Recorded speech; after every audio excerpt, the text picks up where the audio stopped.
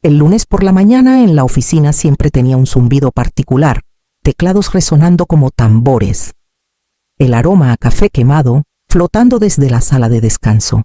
El roce de los zapatos contra el suelo de vidrio pulido. Nos amontonamos en la reunión diaria. 30 cuerpos apretujados en una sala de conferencias con paredes transparentes y una vista panorámica del horizonte de Ciudad de México. Me paré cerca del pizarrón donde aún colgaba mi mapa de integración, codificado por colores. Una obra que había estado esculpiendo durante meses. Entró tarde Javier.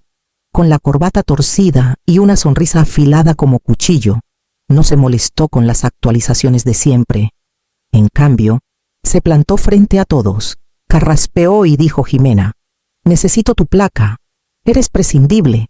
La palabra cayó como un balazo. Prescindible, como si yo fuera una página mal impresa, un engranaje sobrante que nadie necesitaba. Contuve el aliento y entonces vi la pantalla detrás de él.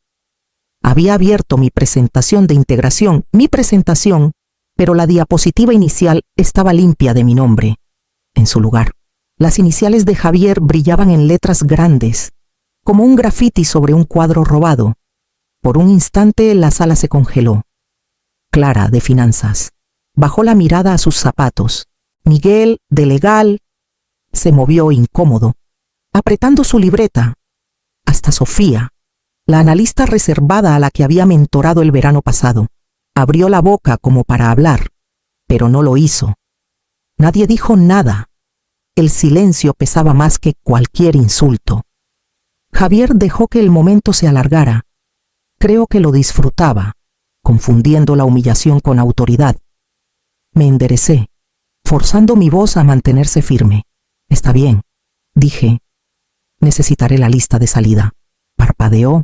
Laqué recuperación de equipo, registros de acceso, desactivación de cuentas, tercera pestaña en la carpeta de recursos humanos. Su sonrisa se tambaleó.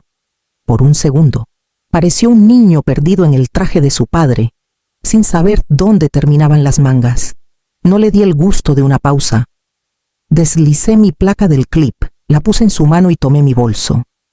La taza motivacional que tenía en mi escritorio. Sé el pegamento la dejé atrás. Ya no me interesaba hacer pegamento. Salí pasando el vidrio, con la barbilla en alto, el corazón latiendo fuerte pero firme.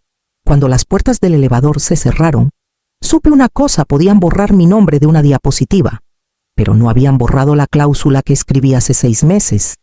Esa noche, sentada en mi departamento en Polanco, el horizonte de la ciudad se extendía fuera de mi ventana, como una promesa de neón que había perseguido durante años. Cuando llegué a esta ciudad, solía mirar esos edificios y me decía que un día subiría lo suficientemente alto para ver la ciudad desde sus últimos pisos. 20 años después, lo único que tenía era un montón de evaluaciones de desempeño que nunca llegaron a la dirección ejecutiva y un currículum lleno de incendios que nadie más podía apagar. Pensé en los cumpleaños que me perdí el 8º de Paloma. Cuando mandé cupcakes por mensajería, porque seguía en una sala de servidores parchando un sistema que solo yo entendía. El día de Acción de Gracias que pasé sola con una cena congelada y una migraña, porque la auditoría de una adquisición tenía que estar lista antes de que las oficinas en Europa despertaran. Las noches se mezclaban con las mañanas. Mi cuerpo sostenido por café de máquina expendedora y la creencia de que la lealtad era sinónimo de seguridad. El teléfono sonó, cortando los recuerdos. La voz de Paloma, suave pero urgente. «Mamá, es cierto, te despidieron». Estaba en Querétaro en su primer año de universidad, con todo su futuro sostenido por becas y los sacrificios silenciosos que nunca le conté. Forcé calma en mi tono. «Sí, pequeña, pero no te preocupes. Me aseguraré de que la colegiatura esté cubierta. Tú solo concéntrate en tus clases». Dudó. Y si no puedes, su miedo me atravesó más hondo que el desprecio presumido de Javier. «Puedo», dije simplemente, «siempre lo hago». Después de colgar, me quedé en la cocina oscura, mirando las cuentas apiladas junto a la cafetera. Cada factura era un recordatorio de los años que había invertido en mantener sistemas y vidas en pie. Me llamaron prescindible, pero yo sabía que no lo era. No era una pieza de más. Era el hilo que lo unía todo. Y en algún lugar, enterrado en la letra pequeña de un contrato que apenas leyeron. Ya me había tejido en los cimientos que creían podían sostener sin mí, 6 meses antes de que Javier escenificara mi humillación. Estaba sentada en una sala de conferencias con luces fluorescentes que zumbaban más fuerte que las personas dentro. La reunión era sobre cronogramas de indemnización, un martirio de 3 horas que nadie quería. La consejera general, Verónica, tamborileaba su pluma como si estuviera hipnotizándose, y el abogado externo Arturo, un hombre que usaba pañuelos de bolsillo como si pudieran disfrazar lo aburrido que era, hablaba monótonamente sobre riesgos de continuidad. Sugirió nombres basados en roles, que sea amplio, dijo. Jefes de departamento, títulos de roles. Así, si alguien se va, la cláusula sigue en pie. Se veía satisfecho consigo mismo, como si hubiera resuelto el riesgo corporativo con un encogimiento de hombros. Estaba agotada, con una migraña clavándome cristales detrás de los ojos, pero me incliné hacia adelante de todos modos. Eso es muy vago. Si la continuidad es la preocupación, la ambigüedad es el hueco. Deberíamos nombrar a una persona clave, un individuo ligado a la indemnización. Verónica me dio esa mirada o a medio camino entre molesta y curiosa. ¿Y quién sería esa persona? Mantuve mi tono casual, como si estuviera leyendo notas. La persona que maneja los esquemas de integración, registros de auditoría, cumplimiento con proveedores y la incorporación de ERP. A menos que alguien más haya tomado eso, soy yo. La sala cayó en un silencio que duró más de lo que debería. Arturo finalmente dijo, «Eso te expone a un riesgo de punto de falla». «Ya somos un punto de falla», respondí, pensando en los scripts que escribí hace 4 años después de que un consultor de Oracle desapareciera a mitad de un proyecto. Mejor reconocerlo que fingir lo contrario. Verónica suspiró, pero asintió. «Está bien. Archívalo bajo la sección 14.4, cláusula 9b». Arturo lo escribió con la indiferencia de alguien que pide comida. Sin ceremonia, sin aplausos, solo una línea de texto enterrada en jerga legal. Pero mientras veía las palabras asentarse en la página, sentí que algo cambiaba. No era vanidad, era un seguro. No contra un despido, aunque eso parecía inevitable, sino contra ser olvidada. Guardé una copia en un archivo privado que llamé Protocolo Fantasma. Y cuando cerré mi laptop esa tarde, supe que acababa de enterrar un cable vivo bajo los cimientos de la empresa. La mañana después de entregar mi placa, me senté en la mesa de mi comedor con una taza de café tibio y presenté los documentos para mi nueva empresa. Soluciones Integrales. Hueso, un nombre lo bastante simple para sonar confiable, pero lo suficientemente filoso para recordarme que los huesos, no la piel, sostienen las cosas. Mi laptop vivía junto a una planta de albahaca, y las llamadas de conferencia fueron reemplazadas por el silencio. Se sentía extraño, casi demasiado quieto, pero también había alivio en saber que, por primera vez en años, no estaba de guardia para nadie más que para mí. Mientras tanto, Calvartec empezaba a tambalearse. Todavía tenía amigos dentro, y sus mensajes contaban una historia más rápido que cualquier informe trimestral. Los pagos a proveedores que antes se aprobaban sin problema, ahora rebotaban por documentación faltante. Los tableros de integración se iluminaban con alertas rojas que nadie sabía descifrar. Las soluciones que yo hacía por instinto no estaban ocurriendo, y toda la maquinaria gemía como un edificio con vigas sueltas. Entonces llegó el correo. Un ex colega de una empresa rival me reenvió una captura de pantalla de un evento de networking. Javier, medio borracho, había presumido que finalmente había cortado el peso muerto de su equipo. Dijo mi nombre, dijo que yo era solo pegamento de procesos que cualquiera podía reemplazar.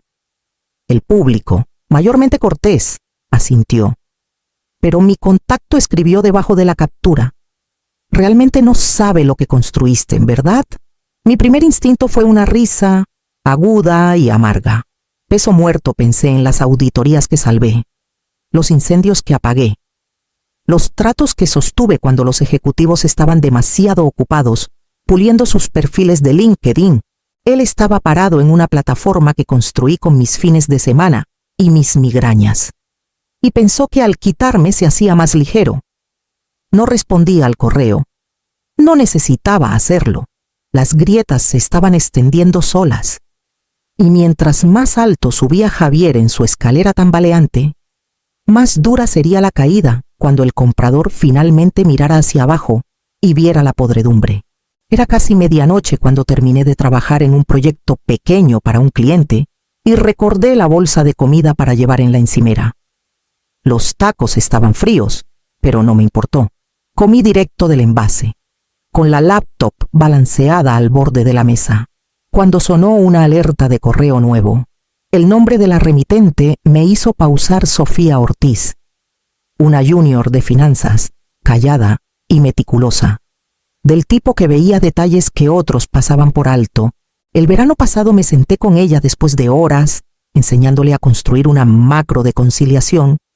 Me agradeció 2 veces, una en persona y otra en una nota escrita a mano que deslizó bajo mi teclado. Su correo era breve, casi vacilante. Oye, pregunta rara, estaba revisando el expediente de diligencia y noté que tu nombre sigue en la cláusula 9b de la sección 14.4. Es solo un marcador que olvidamos actualizar, o se supone que está activa. Avísame. Lo leí 3 veces. Las palabras brillaban en la pantalla oscura como una mecha que empieza a encenderse. Ella pensaba que era un error, un descuido administrativo. Yo sabía que no. Esa cláusula no era un marcador. Era una carga viva conectada al corazón del trato de 6.000 millones de pesos. Mi mano flotó sobre el teclado. Por un momento, casi escribí una respuesta algo vago, algo inofensivo, pero me detuve. Pensé en Javier alardeando que yo era peso muerto. Pensé en el horizonte fuera de mi ventana y los años que había cambiado por gente que ahora fingía que nunca existí. Una sonrisa se dibujó en mis labios. No dulce, no amarga, algo más filoso. Escribí una sola frase: está activa. Luego, igual de rápido, la borré. El silencio, me recordé, puede ser más fuerte que cualquier respuesta. Que se preguntara, que sudara. Cerré la laptop, enjuagué el envase vacío y dejé la luz de la cocina encendida. En algún lugar en la oscuridad silenciosa, una cuenta regresiva había comenzado. Y nadie en Calvartec siquiera sabía que el reloj estaba corriendo. Una semana después, estaba sentada en una cafetería en Coyoacán, de esas donde los baristas saben tu nombre y las mesas se tambalean sin importar cuántos sobres de azúcar les pongas debajo. Mi café humeaba a mi lado, intacto. Mientras revisaba el plan de integración de un nuevo cliente, el murmullo de las conversaciones y el choque de las tazas eran una música que no sabía que había extrañado. Sin emergencias, sin ejecutivos chasqueando los dedos, solo espacio para pensar. Entonces llegó el primer mensaje a mi bandeja. De recursos humanos. Asunto pequeño, favor, resumaba dulzura. Hola Jimena, espero estés bien. Podríamos hacer una llamada corta para aclarar algunos flujos de trabajo que manejabas. Solo queremos suavizar la transición. No respondí. Para la tarde llegó otro de operaciones. Luego de adquisiciones, Ian Begit. Curiosamente, uno de Verónica misma. Todos giraban en torno al mismo tema desesperado. Nadie encontraba la documentación, los mapas de gobernanza, las rutas de escalamiento. Querían que regresara, que parchara los huecos discretamente y desapareciera de nuevo. Lo que no sabían era que el equipo legal del comprador ya había encontrado de él lo que importaba. Enterrado en el expediente de diligencia, resaltado en un discreto marcador naranja, estaba la línea que planté meses atrás. Personal clave Ximena Solís. Continuidad no proporcionada. Y liderando esa revisión estaba Margarita Vargas, la consejera senior del comprador. Una mujer cuya reputación se extendía desde Bogotá hasta Silicon Valley. No era de las que pasan por alto un hilo suelto. Era de las que jalan hasta que toda la tela se deshace. Tomé un sorbo de mi café y dejé que la espuma se pegara al borde de la taza. En algún lugar en la torre de vidrio de Calvartec, el pánico estaba floreciendo y podía sentirlo buscándome a través de cada correo desesperado. Pero me mantuve en silencio. El silencio era palanca. El silencio era presión. Cerré mi laptop y salí al fresco aire de Ciudad de México, con las luces de la ciudad encendiéndose. Sabía que Margarita haría la pregunta pronto, y cuando lo hiciera, toda la farsa se desmoronaría. La invitación al calendario lo llamó revisión final de diligencia, pero todos sabían que se suponía sería un paseo triunfal. El CEO de Calvartec se conectó con su sonrisa pulida. Elías, el director financiero, revolvía papeles que probablemente no había leído, y Verónica, de legal, parecía no haber dormido en una semana. Javier estaba en el centro, sonriendo a la cámara como si toda la llamada fuera su escenario. Al otro lado de la pantalla, en su oficina en Bogotá, estaba Margarita Vargas. No gastaba palabras, no se molestaba con cortesías. Su reputación bastaba para marcar el tono antes de que siquiera hablara. La primera media hora pasó con la coreografía usual: cronogramas de transición, planes de contingencia, asentimientos a sinergias que nadie entendía de verdad. Javier no pudo resistirse a meterse, alardeando sobre cómo había eliminado redundancias y cortado personal innecesario para acelerar la velocidad. Lo dijo como si fuera un evangelio. Entonces Margarita actuó. Ajustó sus lentes, pasó una página en su expediente y carraspeó. «Hay un punto que necesito aclarar antes de seguir», dijo. Su voz lo bastante fría para helar un vidrio. Cláusula 9b. Continuidad. ¿Alguien puede confirmar si Jimena Solís sigue empleada en Calvartec? El silencio fue brutal. La garganta de Verónica hizo un sonido que pudo haber sido un trago. La sonrisa del CEO murió a medio camino. La pluma de Elías se congeló. Javier parpadeó 2 veces, como si su cerebro hubiera perdido la señal. Margarita esperó solo un latido antes de continuar, cada palabra afilada como una navaja, porque el cronograma que tengo lista a la señora Solís como la única persona clave ligada a la aceptación de indemnización. No hay plan de continuidad archivado. No hay sucesor aprobado. El CEO giró, lento, como un hombre viendo su futuro colapsar en tiempo real. Su voz era un susurro, letal en su contención.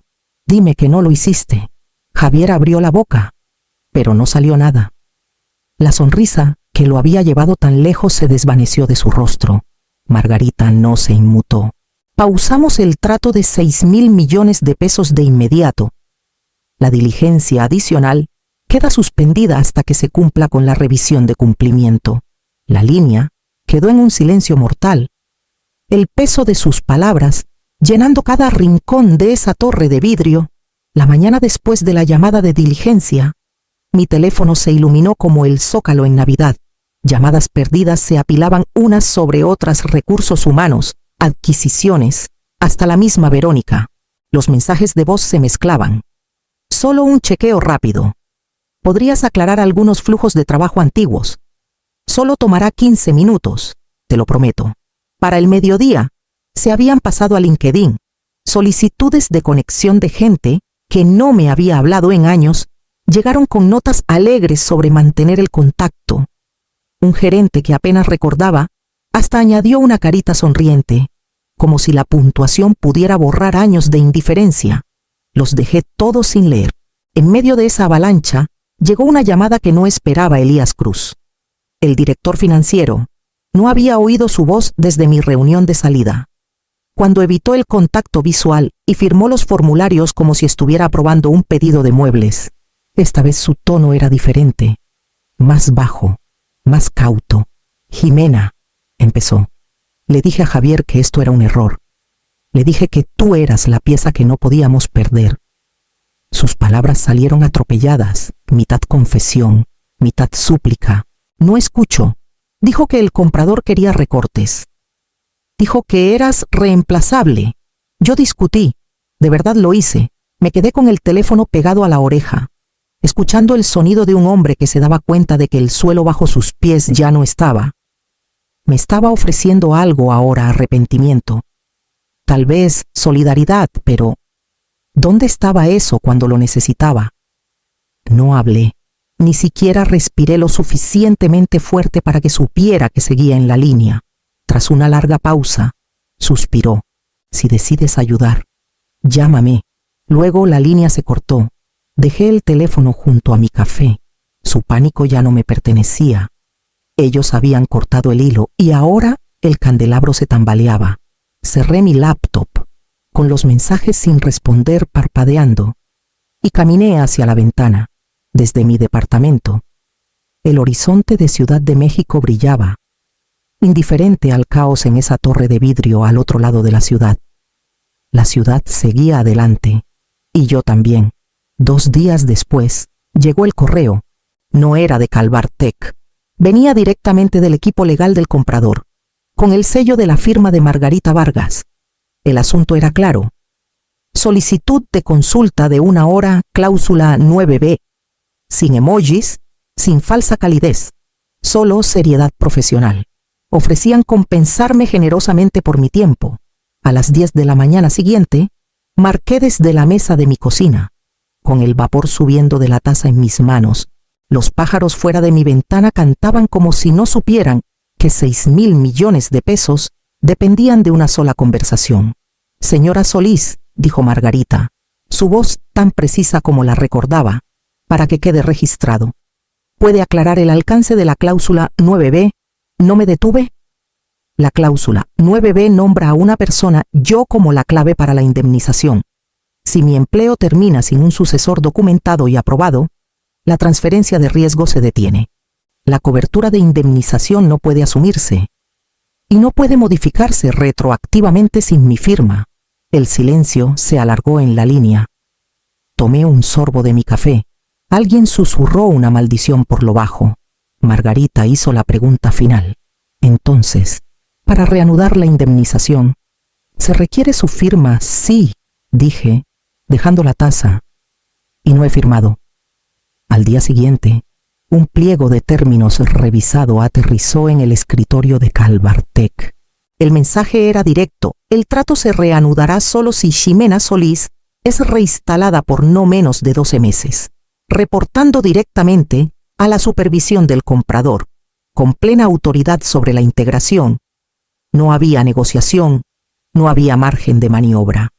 Para la tarde, Javier fue escoltado fuera del edificio, con una caja de cartón y un paquete etiquetado como recursos post-empleo.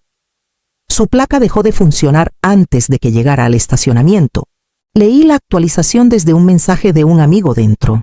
Las palabras brillando en la pantalla de mi teléfono mientras me apoyaba en la ventana. Por primera vez en meses, me permití exhalar. La justicia no era ruidosa. No necesitaba serlo. Se veía como la arrogancia desmoronándose y el silencio hablando más fuerte que el ruido.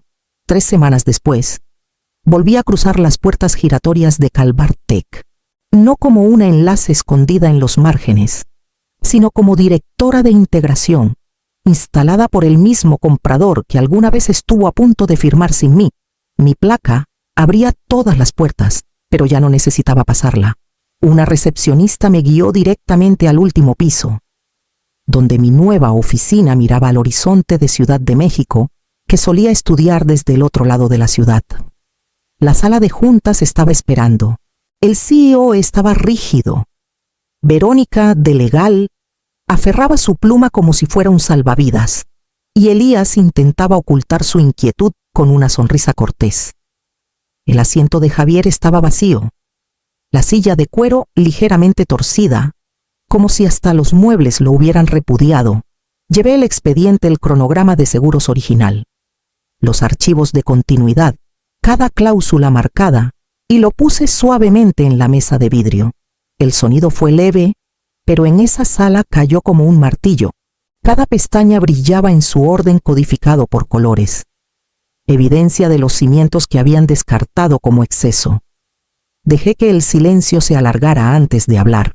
Cláusula 9b. Dije con calma. Hagámosla plural. Las palabras se hundieron en el aire, pesadas y definitivas. Nadie se movió, nadie se atrevió. Durante años, me habían minimizado como pegamento, como fondo, como reemplazable. Ahora entendían lo que siempre supe no era decoración, era estructura. La mano de Verónica tembló, el seo exhaló por la nariz, los ojos saltando al expediente como si pudiera morder. Elías simplemente bajó la mirada, con la vergüenza grabada en su rostro. No me regodeé, no necesitaba hacerlo. La venganza nunca fue sobre derribar nada. Fue sobre demostrar que yo había sido la columna que sostenía su imperio. Intentaron borrarme, y en cambio se borraron a sí mismos. Mientras miraba por la ventana al horizonte brillando en la luz de la tarde, pensé en cómo el silencio me había traído hasta aquí. No la protesta, no los gritos, solo el peso constante de un trabajo que nadie más podía reclamar. Y en ese silencio, mi nombre rugió más fuerte que cualquier mentira que jamás contaron.